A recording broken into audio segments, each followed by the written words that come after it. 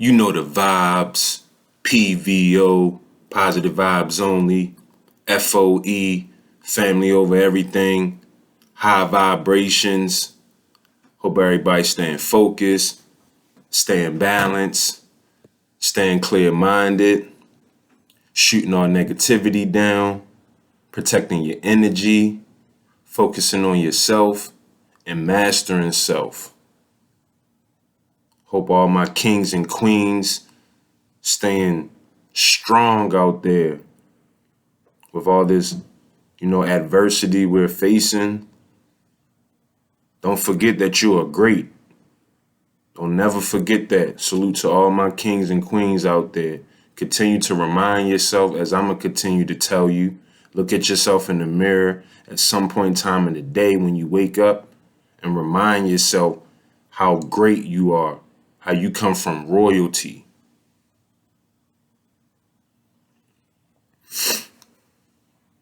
Today, with this being Black History Month, I've been releasing a few videos to the best of my ability with different historical leaders, historical figures that I resonated with or that I feel like was important, and I needed to share it with you all. Today, we're back with another video, and we're going to get right into it. This man, this historian, this author, this writer is arguably one of the reasons why a lot of people in the conscious community, a lot of the people that are on this the spirituality journey and kind of shied away from religion, they are well familiar with his work. And if you all aren't, we're going to dive into him today, and you're going to learn as much as I can share with you all in reference to this powerful man. Without any further ado, we're going to be talking about Dr. Yosef Ben-Jochannan. I know that probably a few y'all left. You wasn't expecting that. Those with ears, let them hear. Those with eyes, let them see. We're going to get right into it. Yosef Alfredo Antonio Ben-Jochannan was born on this date in 1918. He was a Black writer and historian.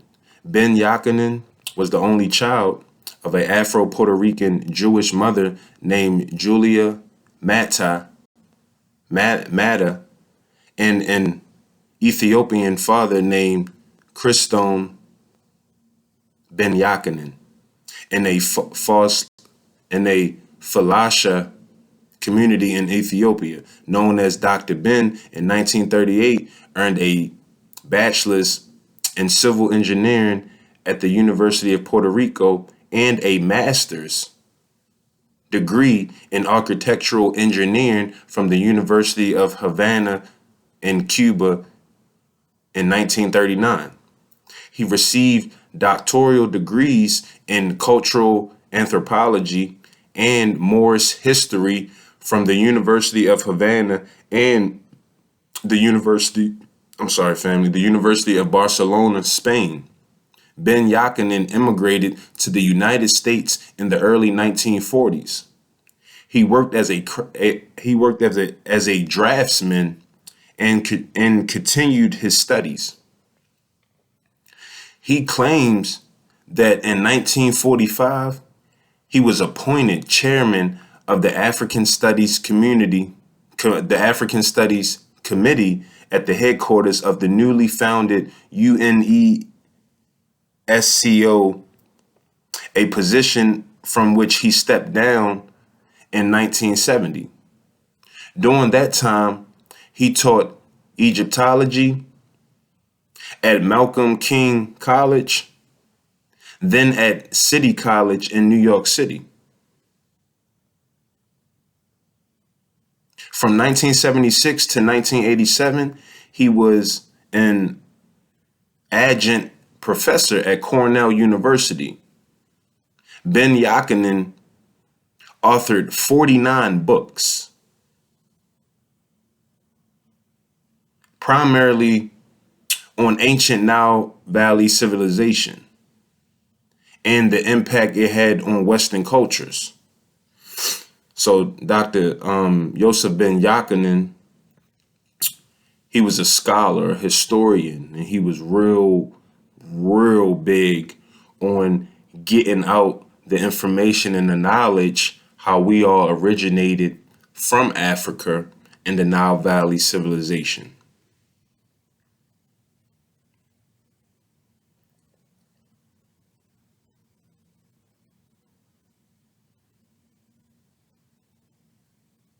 In his writings, he argues that the original Jews were from Ethiopia and were black Africans, while the white Jews later adopted the Jewish faith and its customs, statement that have been widely criticized. So in his writings, he put out there how African blacks were Jews from Ethiopia, and how the white Jews later adopted all the customs in the faith of that civilization and those teachings that we were that we originated. In 1993, Wesley College European Classics professor Mary Lefkowitz publicly confronted Ben-Jochannan about his teachings. Ben-Jochannan taught that Aristotle visited the Library of Alexandria. During the question and answer session following the lecture, Lefkowitz asked Ben-Jochannan, how would that have been possible when the library was not built until after his death? Ben-Jochannan replied that the dates were uncertain. Lefkowitz wrote that Ben-Jochannan proceeded to tell those present that they could and should believe what black instructors told them, and that although they might think that Jews were all hook-nosed and sallow-faced, there were other Jews who looked like himself. He also appeared in Gil Noble's WABC-TV weekly public affairs series, Like It Is. In 2002, Ben-Jochannan donated his personal library of more than 35,000 volumes, manuscripts, and ancient scrolls to the Nation of Islam. Ben-Jochannan was married 3 times and had a total of 13 children. He died on March 19th, 2015 at the age of 96 at the Bay Park Nursing Home in the Bronx. I'm going to leave the link in the description. That was just a little brief article that I came across with the great honorable Dr. Yosef Ben-Jochannan, who was a Afrocentric historian, a writer, a father, a husband, just a real powerful individual that I feel like we all should know about. And he prompted me, as well as other great scholars and historians, meaning the information that they've able to gather in the research and put out. I came across it through the spirit, and I was able to come across readings and books, and it helped me to start learning myself and getting on the knowledge yourself.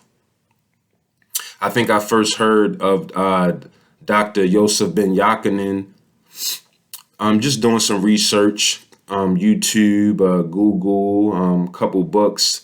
I think I came across another powerful brother by the name of Astra Kwesi. And it was a video I was watching. He had an interesting little part in that video where he touched base on Dr. Yosef Ben-Jochannan and how he, kind of was, mentoring him, and how he purchased one of his books. And one of his books was like his direct words, I believe he said, it was kind of like a Bible to him, because it was packed with so much powerful, life-changing information. The reason why I believe him, Dr. Kwesi, Dr. Ben, and Dr. Clark, and others were so big on during their period of time when they're putting out the information on the journey of self and knowledge of self, is because without no self identity, we're completely lost as a people, and that's why we're in the position that we're in. So, like I said, I really encourage you all to Google or YouTube Dr. Yosef Ben-Jochannan.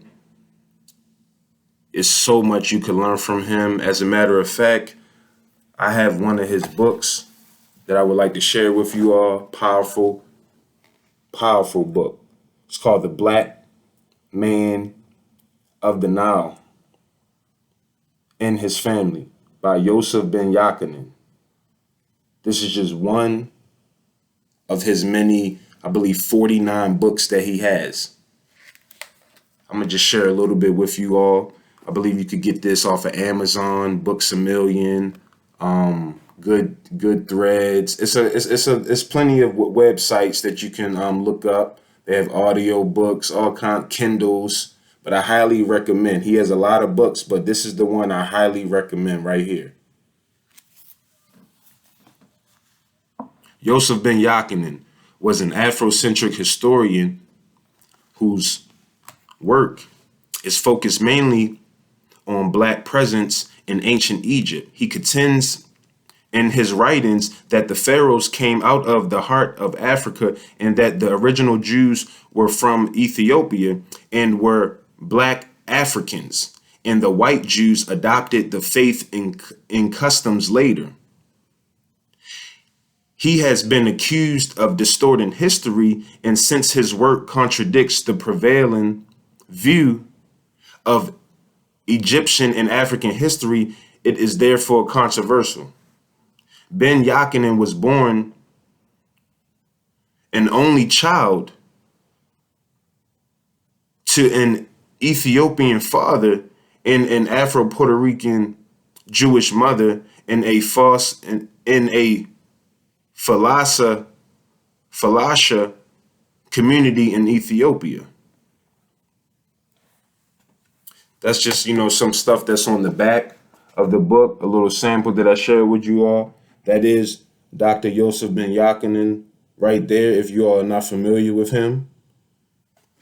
I'm actually just going to just read another little part. That was just a little bit of the back. I'm going to read another little part with you all before we sign out. But I highly recommend that you all definitely get involved and check this book out. Anthropological research in the ancient heritage of the Africans and their descendants all over the world. This is to be for the first time in a manner in writing which persons of average ability and understanding can digest. For this reason, the parentheses or bracket is generously used throughout this volume. Equally, certain words have been repetitively used by intent. So is a number of statements and questionable phrases which one enormously uses under the belief that their authenticity, correctness is sacred and have been sanctioned by God. Of course, God is dependent upon one's own religious belief. If God is Hebrew, misnormed Jew, he is according to the Holy Torah. If Christian, he is according to the Christian Holy Bible, all versions. And if Muslim, he is according to the Holy Quran. All of three mentioned religious interpretations of a god or gods are accepted in America or Europe by either group, at least to some extent. But if the god or gods be Ra, Krishna,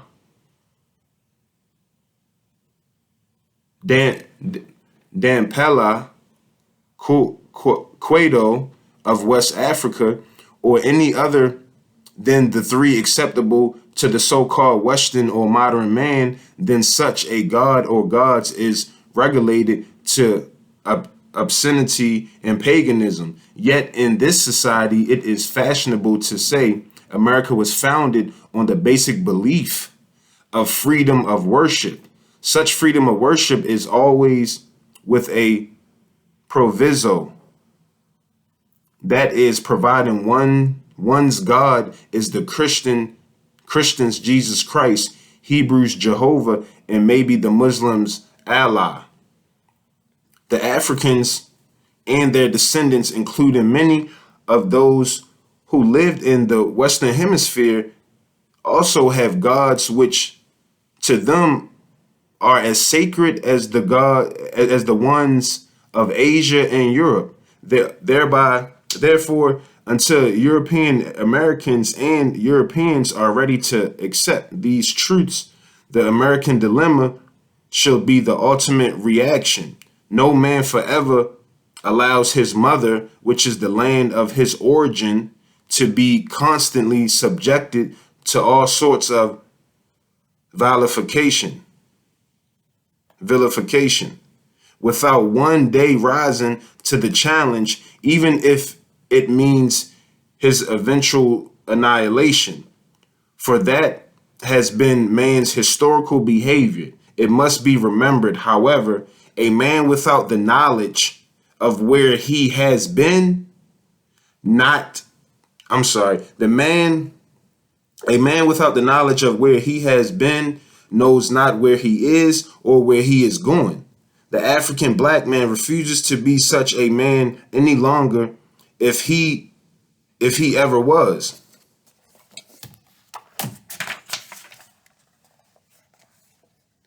Still another objective of his work is its presentation of pertinent data needed in the African people's re-identification with their great ancestral heritage. For the black peoples have maintained that if the European Jew can fight for an arid piece of desert, the Irish for a small emerald island, the British for a barren island of misery, Protestant Anglo-Saxon American for their stolen Indian empire, why should the black man, the African Caribbean or African American not fight for the richest piece of real estate on the planet Earth, his origins, our homeland, Mother Africa, our Kibu land? He must, though the struggle seems at times insurmountable, for it is in the doing of the impossible which made the blacks and Africa great for hundreds of centuries, and it is only by the recapturing and recreation of new values by the black man will his I'm sorry, I fucked that up. Let me bring that back, family. It is only by the recapturing and recreation of new values by the black man will he free his mind, then his body, and lastly his power. The black man must therefore return to his temples in Egypt, in Ethiopia and Egypt, and read his age-old reminders, which emphatically states to him and the world these prophetic words: man, know thyself. So that was just a little bit of the book. I'm not going to dive too much into it, but I highly recommend that you all get this book by Dr. Yosef Ben-Jochannan, the black man in the black man now and his family, the black man of the Nile and his family. Powerful book. I highly recommend you all go get that book. Y'all stay focused. Y'all stay balanced. I love y'all. Y'all stay blessed. Send them positive vibes out to everybody.